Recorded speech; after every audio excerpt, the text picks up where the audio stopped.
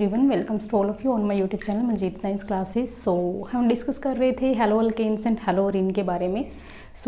आज की हमारी वीडियो रहने वाली है chemical properties of haloarenes के बारे में।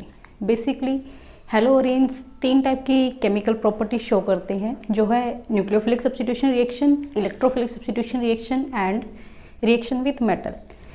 डिस्कस करते हैं क्या डिफरेंस है हेलो अरीन्स की केमिकल प्रॉपर्टीज़ में और हेलो अल्केन्स की केमिकल प्रॉपर्टीज़ में। First is nucleophilic substitution reaction. Like haloalkanes similar ही हम अगर बात करें हेलो अरीन्स के अंदर, लाइक अगर हम बात करें हेलो अल्केन्स की, तो हमने लिया था कोई भी एक एल्काइल हैलाइड और कोई भी एक न्यूक्लियोफाइल था। न्यूक्लियोफाइल ने रिप्लेस किया था हेलोजन को और हेलोजन की जगह पे न्यूक्लियोफाइल हमारा अटैच हो जाता था। जो हेलोजन है जिनको हम लिविंग ग्रुप बोलते हैं वो बेसिकली बाहर निकल जाते थे।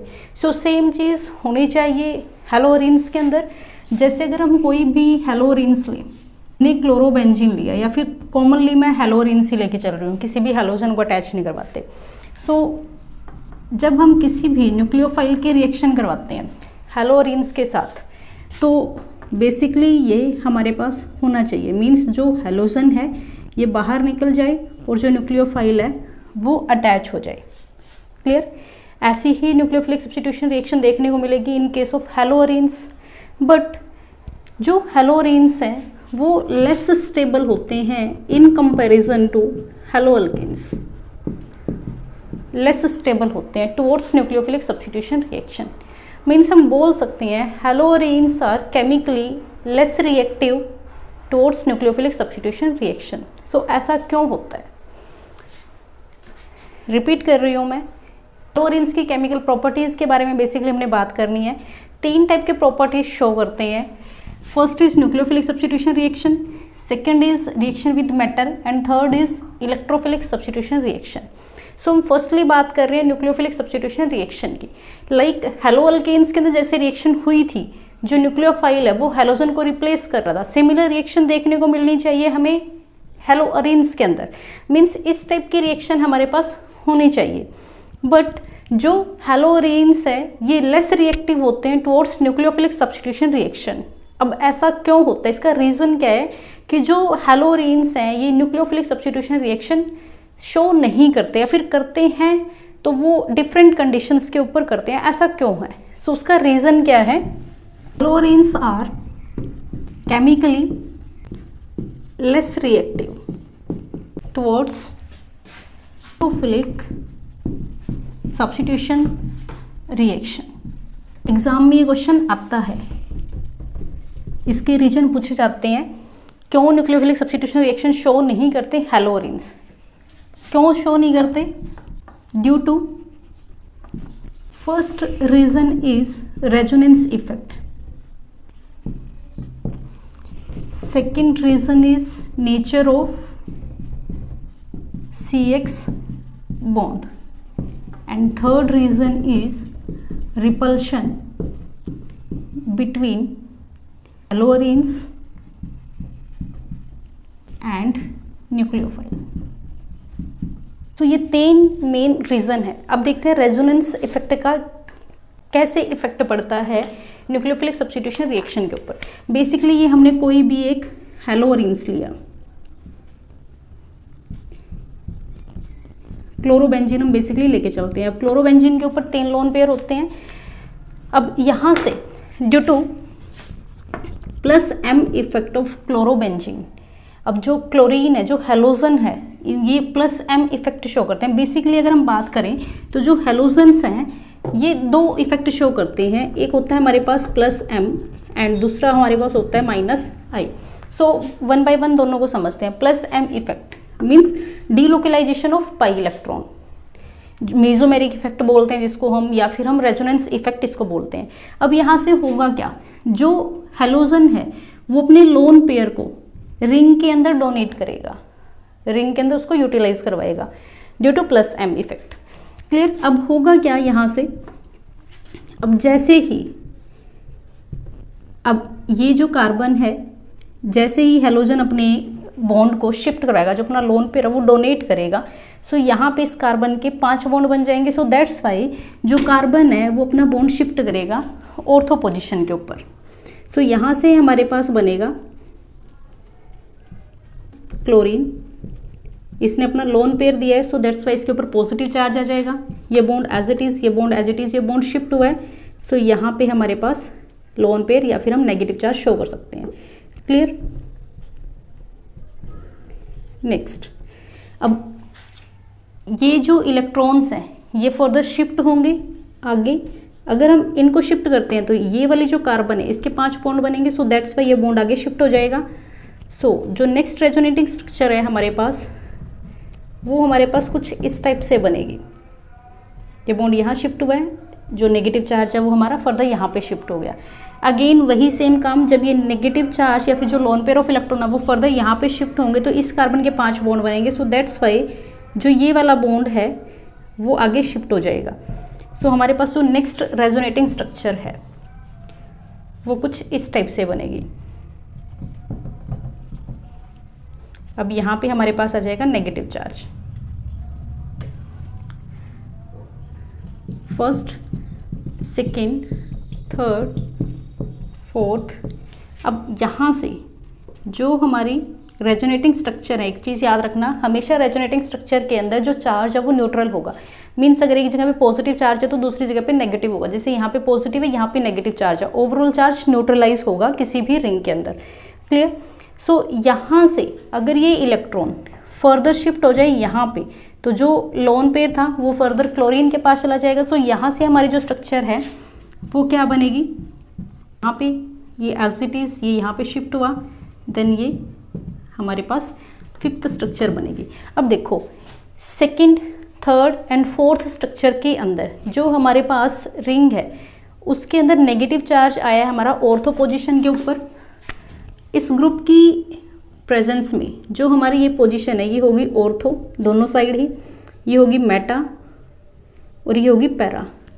अब अगर इन तीनों स्ट्रक्चर्स के अंदर देखें तो ऑर्थो के ऊपर नेगेटिव चार्ज है, पैरा के ऊपर नेगेटिव चार्ज है, फर्दर ऑर्थो के ऊपर नेगेटिव चार्ज है। ये चीज़ ध्यान रखनी है आपने कि जब भी हम बात करते हैं बेंजीन रिंग के अंदर हैलोजन कोई भी ऐड है या फिर कोई भी इलेक्ट्रॉन डोनेटिंग ग्रुप अटैच होता है तो हमेशा बेंजीन रिंग के अंदर नेगेटिव चार्ज होता है हमारा ऑर्थो एंड पैरा पोजीशन के ऊपर। क्लियर? ये हमारे पास रेजोनेटिंग स्ट्रक्चर्स है। अब यहाँ पे अगर आप second, third and fourth structure के अंदर देखते हो तो यहाँ पे जो हैलोजन है वो डबल बॉन्ड के साथ अटैच है कार्बन के साथ। ये जो कार्बन है यहाँ पे डबल बॉन्ड के साथ अटैच है एंड डबल बॉन्ड हमारा स्ट्रॉन्ग होता है in comparison to single bond. So अब अगर कोई भी न्यूक्लियोफाइल अटैच होगा यहाँ पे इस पोजीशन के ऊपर, सो पहले हमारे पास प्रेफरेंस क्या होनी चाहिए कि जो बॉन्ड है वो इजीली क्लीव हो जाए, वो इजीली टूट जाए। पार्शियल डबल बॉन्ड करेक्टर की वजह से यहाँ पे partial double bond character but यहाँ पे नहीं है, मीन्स पार्शियल डबल बॉन्ड होता है हैलोजन एंड कार्बन के बीच में जिसको तोड़ना इजी नहीं होता। सो दैट्स वाई जो हैलोजन है वो इजीली रिमूव नहीं हो पाता। अगर हैलोजन इजीली रिमूव नहीं होगा तो जो न्यूक्लियोफाइल है वो यहाँ पे अटैच नहीं हो सकता। सो फर्स्ट रीजन था ये जिसको हम बोलते हैं resonance effect and second is nature of CX bond. अगर हम बात करें कार्बन एंड हैलोजन के बीच के बॉन्ड की, हैलोरिन्स के अंदर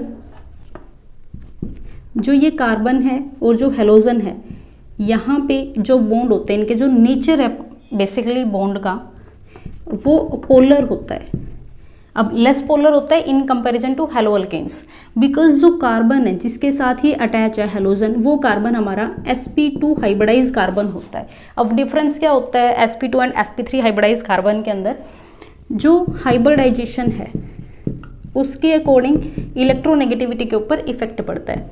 मीन्स अगर हमारी जो कार्बन है वो sp हाइब्रिडाइज है तो उसकी इलेक्ट्रोनेगेटिविटी ज़्यादा होगी बिकॉज यहाँ पे जो s करेक्टर है वो ज़्यादा है, 50-50% होता है s and p character. Similar यहाँ पे अगर हम बात करें तो कार्बन की जो इलेक्ट्रोनेगेटिविटी है वो कम है in comparison to sp hybridize carbon but ज़्यादा है in comparison to sp3 hybridize carbon, क्योंकि यहाँ पे जो कार्बन है उसके अंदर जो s करेक्टर है वो 33% है बट यहाँ पे जो कार्बन है उसके अंदर जो s करेक्टर है वो 25% है। क्लियर। जितना ज़्यादा एस करेक्टर होगा उतनी ज़्यादा इलेक्ट्रोनेगेटिविटी होगी। अब जो कार्बन है इसकी इलेक्ट्रोनेगेटिविटी ज़्यादा है, इलेक्ट्रोनेगेटिविटी ज़्यादा है तो ये क्या करेगा, जो हैलोजन के इलेक्ट्रॉन्स है उनको अपनी साइड अट्रैक्ट करके रखेगा, अट्रैक्ट करके रखेगा तो इसको जो हैलोजन है इसको ये ईजिली लीव नहीं करने देगा, बिकॉज जो हैलोजन है वो लिविंग ग्रुप होता है, वो अपने इलेक्ट्रॉन्स को लेके बाहर निकलता है। अब जो कार्बन है ये इसको होल्ड कर रहा है, इसके इलेक्ट्रॉन्स को अपनी साइड अट्रैक्ट कर रहा है, सो ये इसको ईजिली निकलने नहीं देगा, जिसकी वजह से यहाँ से जो हैलोजन है वो ईजिली रिमूव नहीं होगा, और अगर हैलोजन ईजिली रिमूव नहीं होगा तो न्यूक्लियोफाइल अटैच नहीं हो सकता। सेकेंड रीजन था हमारा ये। Third is repulsion between haloarenes and nucleophile. अब बेसिकली जो हैलोरिन्स है, हमने अभी देखा कि जो हैलोरिन्स है यहाँ पे जो ऑर्थो पोजीशन है और जो पैरा पोजीशन है, इलेक्ट्रॉन डेंसिटी यहाँ पे ज़्यादा होती है, इलेक्ट्रॉन डेंसिटी ज़्यादा होती है, और ऊपर से जो न्यूक्लियोफाइल आ रहा है उसके पास भी इलेक्ट्रॉन्स ज़्यादा है, वो अटैक वहाँ करेगा जहाँ पे पॉजिटिव चार्ज उसको दिखेगा, because nucleophiles are nucleus loving means positive charge loving species होती हैं। यहाँ पे भी इलेक्ट्रॉन्स डेंसिटी ज़्यादा है और यहाँ पे भी इलेक्ट्रॉन डेंसिटी ज़्यादा है, तो नेगेटिव चार्ज के अंदर रिपल्शन हो गई, और इस रिपल्शन की वजह से भी यहाँ पे जो न्यूक्लियोफिलिक सब्स्टिट्यूशन रिएक्शन है वो ईजिली हैलोरिन्स शो नहीं करते। क्लियर। अब बात ये आती है कि अगर ये सिंपल कंडीशंस पे न्यूक्लियोफिलिक सब्स्टिट्यूशन रिएक्शन शो नहीं करते तो क्या कभी भी हैलोरिन्स न्यूक्लियोफिलिक सब्स्टिट्यूशन रिएक्शन शो नहीं कर पाएंगे? बट जो हैलोरिन्स हैं ये न्यूक्लियोफिलिक सब्स्टिट्यूशन रिएक्शन शो करते हैं, बट डिफरेंट कंडीशंस के ऊपर, ड्रास्टिकली कंडीशंस हमें लेके चलनी पड़ती है, वहाँ पे ये न्यूक्लियोफिलिक सब्स्टिट्यूशन रिएक्शन शो करते हैं। बेसिकली हमें हैलोरिन्स के अंदर एक ही न्यूक्लियोफिलिक सब्स्टिट्यूशन रिएक्शन को पढ़ना है, जो है हमारी कन्वर्जन ऑफ क्लोरोबेंजीन। क्लोरोबेंजीन की कन्वर्जन है फिनोल के अंदर। सिर्फ एक ही हमने न्यूक्लियोफिलिक सब्स्टिट्यूशन रिएक्शन को पढ़ना है इसके अंदर। सो देखते हैं कैसे कन्वर्ट करेंगे हम क्लोरोबेंजीन को फिनोल के अंदर। So nucleophilic substitution reaction, conversion of chlorobenzene to phenol. Firstly अगर हम किसी भी एराइल हैलाइड को हीट करते हैं, कोई भी हमने एराइल हैलाइड लिया, लाइक हमने क्लोरोबेंजीन लिया, अगर उसको हम हीट करते हैं 623 kelvin temperature under 300 atmosphere pressure, then we get sodium phenoxide। ये हमारे पास क्लोरोबेंजीन है। क्लोरोबेंजीन को जब हमने हीट किया 623 केल्विन टेम्परेचर पे और 300 एटमॉस्फेयर प्रेशर के ऊपर, तो हमें मिला सोडियम फिनॉक्साइड। सोडियम फिनॉक्साइड की अगर हम फर्दर एसिडिफिकेशन करवाएं, डाइल्यूट HCl के प्रेजेंस में अगर रिएक्शन करवाएं, तो यहाँ से Cl और यहाँ से NaCl के फॉर्म में बाहर निकल जाएगा और हमारे पास बनेगा फिनोल। और ये हमारी one of the most important reaction है जिसको हम डाउस प्रोसेस के नाम से जानते हैं। डाउस प्रोसेस जो एक इंडस्ट्रियल मेथड ऑफ प्रिपरेशन है फिनोल का, जिसको हम फिनोल वाले चैप्टर के अंदर आगे पढ़ेंगे। सो ये रिएक्शन होती कैसे है? फर्स्टली अगर हम इसके मैकेनिज्म की बात करें, हमने यहाँ पे जो रिएक्शन है ये करवाई थी NaOH के प्रेजेंस में, बेस के प्रेजेंस में रिएक्शन होती है। सभी क्लोरोबेंजीन है, इसके बॉन्ड को हम राइट करते हैं इस फॉर्म के अंदर। अब अगर हम बेस के प्रेजेंस में रिएक्शन करवाएं, अब बेस के अंदर क्या है, OH नेगेटिव है। अब यहाँ से अगर इसको हम ऐसे लिखें Na पॉजिटिव OH नेगेटिव की फॉर्म में, तो जो OH नेगेटिव है वो क्या करेगा, जो यहाँ पे हाइड्रोजन है उसको एब्स्ट्रैक्ट करेगा। अब यहाँ से इस OH नेगेटिव ने इस H पॉजिटिव के ऊपर अटैक किया और ये हाइड्रोजन अपने बॉन्ड यहाँ पे शिफ्ट करके OH के साथ बाहर निकल गया, मीन्स वाटर की फॉर्मेशन यहाँ से हुई। क्लियर। सो हमारे पास जो स्पीसीज बनी वो कुछ इस तरीके से थी। अब इसने अपने इलेक्ट्रॉन को यहाँ पे शिफ्ट किया तो यहाँ पे नेगेटिव चार्ज, यहाँ पे chlorine as it is. Clear. अब जो यहाँ से क्लोरीन है, अगर ये बॉन्ड यहाँ पे शिफ्ट हो जाए तो जो क्लोरीन है वो लीव कर जाएगा Na के साथ और यहाँ से NaCl बाहर निकलेगा। सो हमारे पास यहाँ पे क्या बनेगा, यहाँ पे हमारे पास बनेगा बेंजाइन। ये यहाँ पे शिफ्ट हुआ है और ये बॉन्ड यहाँ पे शिफ्ट हो गया। सो ये क्या है, ये है हमारे पास बेंजाइन। और बेंजाइन इस रिएक्शन के अंदर इंटरमीडिएट होता है, मीन्स रिएक्शन इंटरमीडिएट हमारा बेंजाइन होता है इन केस ऑफ डाउस प्रोसेस। ये पूछा भी जाता है मोस्टली एग्जाम्स के अंदर कि इस रिएक्शन का जो रिएक्शन इंटरमीडिएट है वो क्या है। यहाँ पे जो NaOH है ये हमने 2 लिए थे। सो अब जो दूसरा NaOH था, जो दूसरा NaOH मॉलिक्यूल है वो काम करेगा। अब यहाँ पे जो OH नेगेटिव था इसने अटैक किया यहाँ पे और ये बॉन्ड फर्दर शिफ्ट हो गया यहाँ पे। अब जैसे ही बॉन्ड शिफ्ट होगा, देखो यहाँ से क्या बनेगा, ये यहाँ पे शिफ्ट हुआ, ये बॉन्ड एज इट इज़, ये बॉन्ड यहाँ शिफ्ट हुआ तो यहाँ पे इलेक्ट्रॉन फर्दर शिफ्ट हो जाएंगे, OH यहाँ लगा है। अब जो ये नेगेटिव चार्ज है ये क्या चाहेगा, जो नेगेटिव चार्ज है ये चाहेगा कि इसको कहीं से भी पॉजिटिव चार्ज स्पेसिस मिले। सो इसको हम आगे शो करने के लिए यहाँ से इसको रब कर लेते हैं। अब यहाँ से जो पॉजिटिव चार्ज है उसको इन इलेक्ट्रॉन्स ने बाहर निकाल लिया और जो हाइड्रोजन है ये अपने इलेक्ट्रॉन इस ऑक्सीजन को देके बाहर निकल गया। सो यहाँ से हमारे पास क्या बना, यहाँ से हमारे पास ये बॉन्ड एज इट इज़, ये बॉन्ड एज इट इज़, यहाँ पे हाइड्रोजन और ये ऑक्सीजन के ऊपर आ गया नेगेटिव चार्ज। क्लियर। अब जो ये काम हुआ है ये किसने किया है, ये किया है OH नेगेटिव ने। ये Na एज इट इज़ है, अभी भी जो Na है उसको ये ऑक्सीजन अपनी साइड अट्रैक्ट करेगा और यहाँ से हमारे पास बन जाएगा सोडियम फिनॉक्साइड। ये हमारे पास फिनॉक्साइड आयन था और ये हमारे पास जो स्पीसीज बनेगी यहाँ पे ये होगा हमारे पास सोडियम फिनॉक्साइड, O के साथ Na पॉजिटिव, ये लग जाएगा। ये सोडियम फिनॉक्साइड की फॉर्मेशन हुई। क्लियर। अब जो ये सोडियम फिनॉक्साइड है इसकी हम फर्दर रिएक्शन करवाते हैं डाइल्यूट HCl के साथ और यहाँ से जो Cl है वो इस Na के साथ बाहर निकल जाता है, मीन्स NaCl बाहर निकल जाता है और जो हाइड्रोजन है वो इस पॉजिटिव चार्ज स्पीसीज को रिप्लेस करता है और यहाँ से हमारे पास बनता है फिनॉल। क्लियर। सो ये बन गया फिनॉल। ये हमारे पास यहाँ पे हम क्लोरोबेंजीन लेके चले थे और क्लोरोबेंजीन से हमने बनाया फिनॉल। किस किस चीज़ का यूज़ किया है हमने 2 मॉलिक्यूल NaOH के लिए, 2 मॉलिक्यूल्स ऑफ NaOH। जो रिएक्शन है ये हमारी वही सेम टेम्परेचर प्रेशर कंडीशन पे चलती है और 1 मॉलिक्यूल हमने डाइल्यूट HCl का यूज़ किया है। क्लियर। और उसकी हेल्प से हमने बनाया है chlorobenzene to phenol. Clear. So ये थी हमारी केमिकल प्रॉपर्टीज़ के अंदर nucleophilic substitution reaction.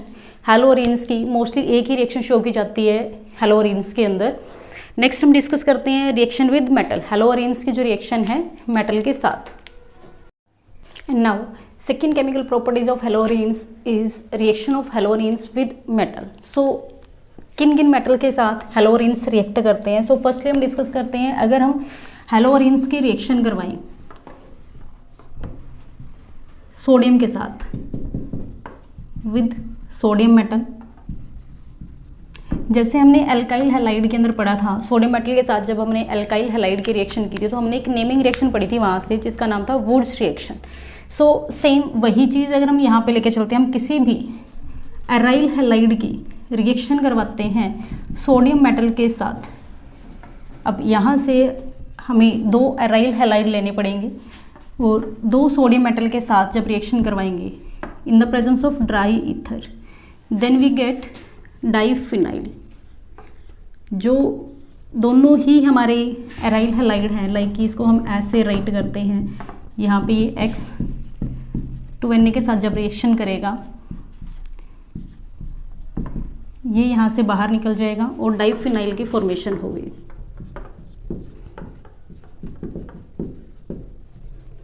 Plus NaX। Clear. जो 2NX है वो बाहर निकल जाएगा। इस रिएक्शन का नेम होता है फिटिग रिएक्शन। ये होती है हमारी फिटिग रिएक्शन। फर्दर अगर हम सोडियम मेटल के साथ ही एक एल्काइल हैलाइड को लें और एक एराइल हैलाइड को लें, लाइक अगर हम रिएक्शन करवाते हैं एक हैलोजन को हैलोअल्केन्स को लेके चलते हैं और एक हम एराइल हैलाइड हैलोअरीन्स को लेके चलते हैं, तब क्या होगा, तभी भी सेम रिएक्शन होगी। मिथाइल हैलाइड लिया है यहाँ पे। सो यहाँ से जो NaX है ये बाहर निकल जाएगा और बेंजीन रिंग के ऊपर यहाँ से जो CH3 ग्रुप है ये लग जाएगा, मीन्स टोलीन की फॉर्मेशन होगी और 2NaX बाहर निकल जाएगा। ये भी हमारी एक नेमिंग रिएक्शन है जिसका नेम होता है वुड्स फिटिंग रिएक्शन, बिकॉज यहाँ से जो अल्काइल हैलाइड की हम रिएक्शन करवाते थे सोडियम मेटल के साथ वो थी हमारी वुड्स रिएक्शन, और जब हम एराइल हैलाइड की रिएक्शन करवाते हैं तो उसको हम बोलते थे फिटिंग रिएक्शन। सो दोनों का कॉम्बिनेशन यहाँ पे लिया गया है, सो इसको हम बोलेंगे Wurtz Fittig reaction. Clear. Further अगर रिएक्शन करवाते हैं हैलोअरेन्स की विद कॉपर मेटल, और बेसिकली हैलोअरेन्स के अंदर ओनली आइडोबेंजीन ही रिएक्ट करता है कॉपर मेटल के साथ। सेकेंड रिएक्शन विद मेटल के अंदर कॉपर मेटल के साथ अगर हम रिएक्शन करवाएं और इसमें ओनली आइडोअरेन्स ही रिएक्ट करता है, सेम जैसे हमने अभी फिटिंग रिएक्शन के अंदर लिया था। 2 मॉलिक्यूल्स हमने एराइल हैलाइड के लेने हैं और 2 कॉपर मॉलिक्यूल के साथ हम रिएक्ट करवाएंगे आइडोअरेन्स की, porque 2 मॉलिक्यूल के साथ हम रिएक्शन करवाते हैं यहाँ से इसकी, तो हमारे पास क्या बनेगा, डाइफिनाइल ही बनेगा। दोनों जो बेंजीन रिंग है ये आपस में अटैच हो जाएगी, प्लस CO2I2 ये बाहर निकल जाएगा, कॉपर आयोडाइड हमारे पास बाहर निकल जाएगा। ये भी हमारी एक नेमिंग रिएक्शन है जिसको हम बोलते हैं उल्मान रिएक्शन, जो हम फर्दर नेमिंग रिएक्शन के अंदर भी डिस्कस कर चुके हैं इसको। सो रिएक्शन का नाम क्या रहेगा, उल्मान रिएक्शन। बेसिकली कॉपर पाउडर की प्रेजेंस में रिएक्शन होती है और इसके अंदर ओनली आइडोबेंजीन ही रिएक्ट करता है, कोई भी और एराइल हैलाइड रिएक्ट नहीं करता। नेक्स्ट अगर हम डिस्कस करते हैं reaction of magnesium with aryl halide, किसी भी एराइल हैलाइड की अगर हम रिएक्शन करवाएं मैग्नीशियम मेटल के साथ ड्राई ईथर की प्रेजेंस में ही, देन ग्रिग्नार्ड रिएजेंट की फॉर्मेशन होती है, RMgX बनता है। ये है हमारे पास ग्रिग्नार्ड रिएजेंट। क्लियर। ये थी हमारी केमिकल प्रॉपर्टीज़ के अंदर सेकेंड प्रॉपर्टीज़ हैलोअरेन्स की, जिसके अंदर हमने देखा रिएक्शन ऑफ हैलोअरेन्स विद मेटल, कि जो हैलोअरेन्स है वो किस तरीके से मेटल के साथ रिएक्ट करते हैं और क्या क्या प्रोडक्ट की फॉर्मेशन वहाँ पे होती है। नेक्स्ट हम डिस्कस करते हैं थर्ड केमिकल प्रॉपर्टीज़ के बारे में, जो है electrophilic substitution reaction in case of haloarene. So देखते हैं कैसे इलेक्ट्रोफिलिक सब्स्टिट्यूशन रिएक्शन शो करते हैं haloarenes. So now third chemical properties of haloarenes is electrophilic substitution reaction. Basically electrophilic substitution reaction के अंदर कोई भी एक इलेक्ट्रोफाइल होता है वो सब्स्टिट्यूट करता है हैलोजन ग्रुप को। Electrophile is a electron loving species. Electrophile क्या होता है, इलेक्ट्रॉन लविंग स्पीसीज। आप ऑलरेडी +1 क्लास में ही पढ़ चुके हो इलेक्ट्रोफिलिक सब्स्टिट्यूशन रिएक्शन, बट वहाँ पे आपने पढ़ी थी इन केस ऑफ बेंजीन। बेंजीन के केस में इलेक्ट्रोफिलिक सब्स्टिट्यूशन रिएक्शन कैसे होती है। यहाँ पे हम पढ़ रहे हैं हैलोअरेन्स के केस में इलेक्ट्रोफिलिक सब्स्टिट्यूशन रिएक्शन कैसे होती हैं। सो जो इलेक्ट्रोफाइल है ये इलेक्ट्रॉन लविंग स्पीसीज होती है, जहाँ पे भी इलेक्ट्रॉन दिखेंगे ये वहीं पे अटैक करेगा। अब बेसिकली हमने जब न्यूक्लियोफिलिक सब्स्टिट्यूशन रिएक्शन पढ़ी है वहाँ पे हमने बोला है कि जो हैलोअरेन्स हैं, जो हमारे पास हैलोअरेन्स हैं ये +m इफेक्ट शो करते हैं। अब जो हैलोजन है इनके पास लोन पेयर ऑफ इलेक्ट्रॉन होते हैं और ये लोन पेयर को रिंग में डोनेट करने की टेंडेंसी रखते हैं, मीन्स ये +m इफेक्ट शो करते हैं, जिसके अकॉर्डिंग हमारे पास ऑर्थो एंड पैरा पोजिशन के ऊपर नेगेटिव चार्ज आया था। क्लियर। मीन्स +m इफेक्ट की वजह से इलेक्ट्रॉन डेंसिटी इंक्रीज हो जाती है, जो इलेक्ट्रॉन डेंसिटी है वो बढ़ जाती है रिंग के अंदर। बट इसके अलावा जो हैलोजन्स हैं वो इलेक्ट्रॉन विड्रॉइंग ग्रुप भी होते हैं, वो इलेक्ट्रॉन को अट्रैक्ट करने की टेंडेंसी रखते हैं, बिकॉज जो हैलोजन है इनकी जो इलेक्ट्रॉन नेगेटिविटी है वो ज़्यादा होती है कार्बन की कंपैरिजन में। सो ये इलेक्ट्रॉन को अट्रैक्ट करेंगे। जब ये इलेक्ट्रॉन को अट्रैक्ट करेंगे due to electronegativity difference, so यहाँ पे ये -I इफेक्ट शो करते हैं, मीन्स इंडक्टिव इफेक्ट शो करते हैं। और इंडक्टिव इफेक्ट की वजह से ये स्टेबिलिटी, जो रिंग की स्टेबिलिटी है उसको डिक्रीज कर देते हैं। स्टेबिलिटी ऑफ रिंग डिक्रीज हो जाती है, या फिर मैं ये बोलूँ कि जो इलेक्ट्रॉन डेंसिटी है रिंग की उसको ये डिक्रीज कर देते हैं। अब देखो इलेक्ट्रोफाइल कोई भी आएगा और वो जहाँ पे इलेक्ट्रॉन दिखेंगे वहाँ पे अटैक करेगा। प्लस एम इफेक्ट शो कर रहा है कि इलेक्ट्रॉन डेंसिटी ज़्यादा है in case of haloarenes. So electrophile आ सकता है, अटैक कर सकता है। बट उसके साथ ही जो माइनस आई इफेक्ट है ये क्या शो कर रहा है, अब अगर ये इलेक्ट्रॉन्स को खींचेगा तो कार्बन फर्दर आगे से इलेक्ट्रॉन खींचेगा। मीन्स यहाँ पे जो ऑर्थो पोजीशन पे, पैरा पोजीशन पे जो इलेक्ट्रॉन्स दिख रहे थे हमें, माइनस आई इफेक्ट उन इलेक्ट्रॉन्स को कम कर रहा है। मीन्स अगर इलेक्ट्रॉन नहीं दिखेंगे तो इलेक्ट्रोफाइल अटैक नहीं करेगा। कहने का मतलब मेरा ये है कि हैलोरिन्स दो टाइप के इफेक्ट शो करता है। एक इफेक्ट बोलता है कि अटैक होगा इलेक्ट्रोफाइल का, एक इफेक्ट बोलता है कि अटैक नहीं होगा इलेक्ट्रोफाइल का। सो यहाँ पे एक बोल रहा है अटैक होगा, एक बोल रहा है अटैक नहीं होगा। सो बेसिकली होगा क्या यहाँ पे, जो प्लस एम इफेक्ट है वैसे तो ये मोस्ट इम्पोर्टेंट और मोस्ट वास्ट इफेक्ट होता है, हमेशा यही डोमिनेट करता है। But in case of halogen, halogen के केस में जो माइनस आई इफेक्ट है इसका जो इफेक्ट है वो ज़्यादा होता है। माइनस आई इफेक्ट डोमिनेट करता है ओवर प्लस एम और mesomeric effect in case of aryl halide, means in case of halogen. So ना ही हैलोरिन्स अच्छे से न्यूक्लियोफिलिक सब्स्टिट्यूशन रिएक्शन शो करते और ना ही हैलोरिन्स अच्छे से इलेक्ट्रोफिलिक सब्स्टिट्यूशन रिएक्शन शो करते।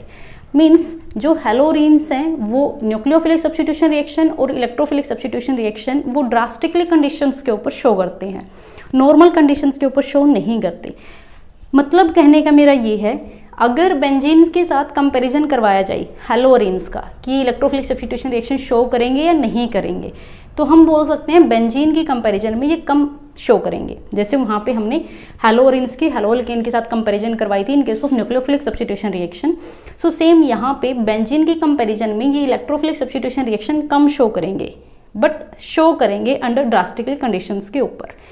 मीन्स अब हमने ये तो मान लिया कि जो हैलोअरीन्स हैं ये easily electrophilic substitution reaction show नहीं करेंगे। अगर हम कंडीशंस को चेंज करें तब जो इलेक्ट्रोफाइल है वो कहाँ पे अटैक करेगा, मीन्स सिंपल कंडीशंस पे नहीं कर रहे, अगर हम कंडीशंस चेंज कर दें तो अटैक हो सकता है इलेक्ट्रोफाइल का। तो मेसोमेरिक इफेक्ट की वजह से जब इलेक्ट्रोफाइल अटैक करेगा डिफरेंट कंडीशंस के ऊपर तो वो हमारा ऑर्थो एंड पैरा डायरेक्टिंग ही होगा, ऑर्थो एंड पैरा डायरेक्टिंग ही होगा। बट जो मेजर प्रोडक्ट बनेगा वो हमारा बनेगा पैरा पोजीशन वाला। क्यों बनेगा देखते हैं आगे। इसके अंदर हमारे पास 5-6 टाइप की रिएक्शन आती है इलेक्ट्रोफिलिक सब्स्टिट्यूशन रिएक्शन के अंदर, उनको हम एक फ्लोचार्ट के फॉर्म में डिस्कस करते हैं जिससे आपको समझने में भी ईजी रहेगा वो। सो देखते हैं कौन कौन सी इलेक्ट्रोफिलिक सब्स्टिट्यूशन रिएक्शन शो करते हैं हैलोअरीन्स। सो ये कुछ 5 टाइप की रिएक्शन शो करते हैं haloarenes in case of electrophilic substitution reaction. So basically अगर हम बात करते हैं फर्स्ट हैलोजिनेशन के बारे में, ये हमने कोई भी एक कॉमन हैलोअरीन्स लिया है। अगर हम बात करते हैं हैलोजिनेशन के बारे में, so halogenation means addition of halogen. Halogen कोई भी हैलोजन हो सकता है, उसका हम एडिशन करवाएंगे in the presence of anhydrous Lewis acid like AlCl3 या फिर FeCl3 हम ले सकते हैं। अब जो लेविस एसिड है, Lewis acid AlCl3 it is a electron deficient species. अब इलेक्ट्रॉन डेफिशिएंट स्पीसीज है तो ये क्या करेगा, ये यहाँ से एक एब्स्ट्रैक्ट करेगा, वो इलेक्ट्रॉन रिच स्पीसीज होगी क्योंकि ये इलेक्ट्रॉन डेफिशिएंट स्पीसीज है। सो जब ये इलेक्ट्रॉन वाले हैलोजन को लेके जाएगा तो बचेगा क्या हमारे पास, इलेक्ट्रॉन डेफिशिएंट हैलोजन बच जाएगा जो एज ए इलेक्ट्रोफाइल यहाँ पे बिहेव करेगा। मीन्स कहने का मतलब मेरा ये है कि यहाँ पे expositive as a electrophile behave करेगा। जो अटैक कहाँ पे करेगा, ऑर्थो एंड पैरा पोजीशन के ऊपर, क्योंकि इलेक्ट्रॉन डेंसिटी कहाँ ज़्यादा थी, ऑर्थो एंड पैरा पोजीशन के ऊपर इलेक्ट्रॉन डेंसिटी ज़्यादा होती है इन केस ऑफ हैलोअरीन्स। सो यहाँ से हमारे पास 2 प्रोडक्ट बनेंगे, या तो जो हैलोजन या जो इलेक्ट्रोफाइल है वो अटैच होगा हमारा ऑर्थो पोजीशन के ऊपर, या फिर जो हैलोजन है वो अटैच होगा हमारा पैरा पोजीशन के ऊपर। अब यहाँ पे जो पैरा पोजीशन वाला हैलोजन अटैच हुआ है, जहाँ पे पैरा पोजीशन वाला जो कंपाउंड बना है वो हमारा मेजर प्रोडक्ट देगा इन कंपैरिजन टू जो ऑर्थो के ऊपर अटैच हुआ है वो। अब ऐसा क्यों होता है, जो ऑर्थो वाला प्रोडक्ट है वो मेजर प्रोडक्ट क्यों नहीं होता, क्योंकि यहाँ पे रिपल्शन होती है। लोन पेयर है, यहाँ पे भी 3 लोन पेयर है, यहाँ पे भी 3 लोन पेयर है। दोनों के बीच में रिपल्शन हो गई due to that lone pairs.